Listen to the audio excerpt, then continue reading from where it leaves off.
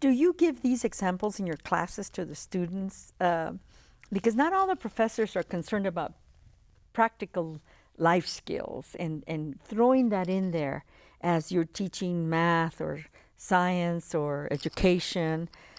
Why is it important for us to have that discussion in the classroom? Uh, a student needs to become a well-rounded person, so that's physically, mentally, emotionally, every way possible. And so we need to teach them technical skills, but also soft skills as well, because they're the whole person, not just, we got to focus on the whole thing, not just to be A nurse.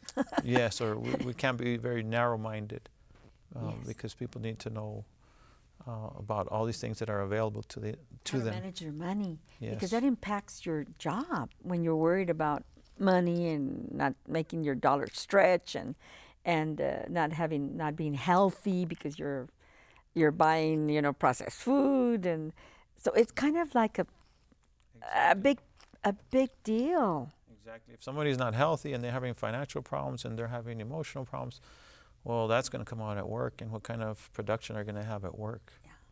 And we notice that. We notice some people are a little more stressed than others, and their productivity goes down. So it's really, really important for us as grandparents to know how we can help our kids, whether they're teenagers, if they'll listen, or whether they're little ones. But there's a lot grandparents can do, because a lot of times the children prefer to listen to the grandparents over the parents. Yeah.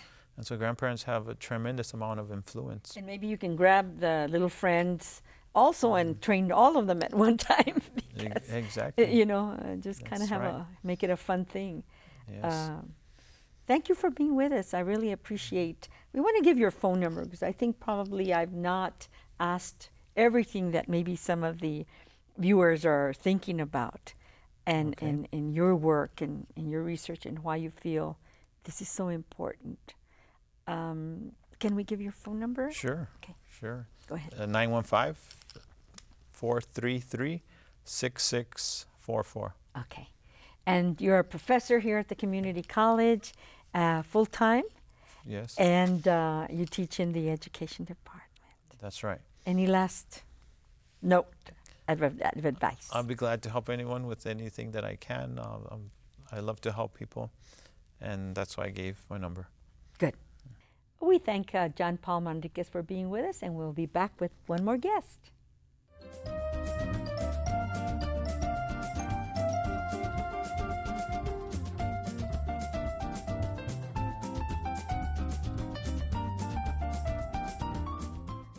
Well, thank you for staying with us. As you know, this is Mature Living, and we're always trying to find you information about culture and how we can expand our friendships with other people from other countries. And today we've invited Sabria Gatchen and Norma Reed. Thank you for being with us here on Mature Living. Good morning. Thank you for having us. Great. You're representing the Raindrop Turkish house. I don't know much about Turkey. I don't know much about Turkish people. And so I guess we could begin by asking Sabri to explain a little bit about your people and about your country. First of all, we say merhaba, means hello. Very good. Merhaba. Marhaba. Turkey is a bridge between East and West, between Islamic countries and Western countries. Turkey is a democratic and secular country. The population of Turkey is around 75 million. Turkey is number 6 touristic country in the world. More than 35 million people visit Turkey annually. Wow. I just read somewhere that Istanbul was voted the first or the primary city to visit in the world. It's amazing. Yeah. Maybe one day we'll get to go. Yes. Yeah. Istanbul is the biggest city of Turkey, more than 15 million. Istanbul was the capital of Roman, Byzantium, and Ottoman empires. And Istanbul is number 9 tourist city of the world. Wow. And Antalya, with beautiful beaches and landscape, is number 4 touristic city of the world. Wow.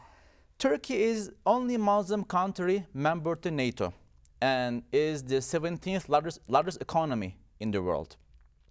More than 95% of Turkey is Muslim. But we live with our Christian, Jewish, and other friends in peace and harmony for centuries since Ottoman Empire era.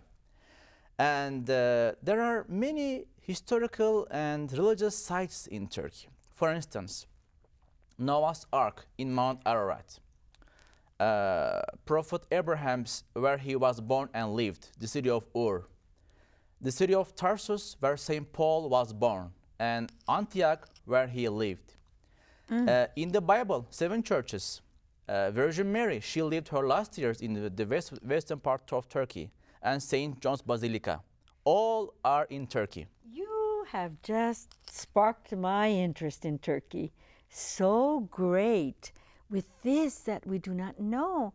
And that's why we need to get together and share about these kinds of things. It's not this knowledge that you carry about your country. The food, as you brought your tea and baklava. Is this Baklava. baklava? Yes. Turkish tea. As you see here, we serve Turkish tea in a tea glass, and it is served hot. You cannot hold from the tea from here. You're supposed to hold the Turkish tea from the top and the bottom and make a sip like this. Tea. Tea means you are welcome. Tea means respect. Tea means love. We serve Turkish tea to all of our guests. And we got to go. I got to go with Ms. Reed over there. Well, She's got I've to. been twice, and everywhere we went, from businesses to homes, we were served tea. Oh, that's beautiful. Actually, since we serve tea hot, it takes like 5 minutes to consume it. So meaning that if we have guests, you are basically saying that I have time for you, I value to you, and I love your being here. So that means tea means hospitality, tea means you are welcome, and stay with us and enjoy our time. Time together. Time Exactly. together. What has been your experience, Norma? What is your role with meeting Sabri? And Well, I just had the fortune in 2007 in talking with a friend of mine who had attended a meeting at her church about a trip to Turkey. And I hadn't really thought about Turkey before that. But she said, I need a roommate, and we had traveled before, and so, okay, let's go. And it was wonderful. And so your It was experience with wonderful. the Raindrop Turkish house, you go, does your husband go with you as well? Well, and I was- what is the purpose of your visits? I wanted to tell you just a tiny bit more about yeah. the trip to Turkey. I went a second time. That time I took my husband and shared that with him. But we discovered all about Turkey's history and culture and geography. I mean, it literally bridges from Asia to Europe. We learned all about these places from the Bible that I thought I was a decent student of the Bible, the New Testament at least, and I found all of these places that were actually in Turkey, and I was surprised. And it was the generosity and the kindness and hospitality of the Turkish people, and we were able to visit in homes and share with families and learn about them, and they really wanted to know about us. And then since then, I've participated in activities at the Turkish Raindrop House and for all different kinds of activities. And the purpose is for us to educate ourselves about other countries and about the people of other countries, to gain trust, to make friends, to expand our knowledge. Exactly. Reach out. The idea is dialogue, and that if we dialogue and learn about each other, that we will no longer be afraid of each other, that we will be friends, and we'll know that we all have similar goals and values and interests. And you believe that. And as you invite us to the Raindrop Turkish House. Can you tell us where it's located and how they can get a hold of you if they're interested in visiting? Yeah, Raindrop Turkish House, we have several activities. Like we have cooking classes, Turkish language classes, Turkish festivals. We have Friday social activities. Friday social activities, that's our main activity. It's every Friday at 7 p.m. And Every Teresa Friday. Fendi de la Cruz and Cobb invited me to go there. I haven't had a chance to go and visit with And you. the all. address is? Oh, It's, yes. it's family oriented. It's open to public. It's the time for to enjoy ourselves. In the and evening? In the evening, Friday at 7 p.m. Every Friday at 7 p.m. But also, we would like to our El Paso friends know that we love gifts. We enjoy having guests.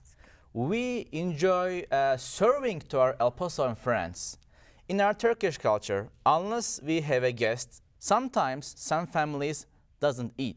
That's the reason we would like to see our dear El Paso friends to come and taste Turkish food and become friends. And if they want to call you, where can they call you at the Turkish Yeah, House? they can reach us at 915-328-0098. Very good. Gosh, we've just about run out of time, but not run out of tea. We haven't run out of a baklava. And Yeah, baklava. I didn't have a chance to Why do I keep saying tell, but baklava is one of the famous dish in the world. It's hard to explain how to taste it is. You need to eat that. very good. So we'll have to go over there to the it's called the Raindrop Turkish House. And thank you for being with us You're and welcome. educating us. Thank you. I know we can learn more from you. Certainly. And we'll see you all next week.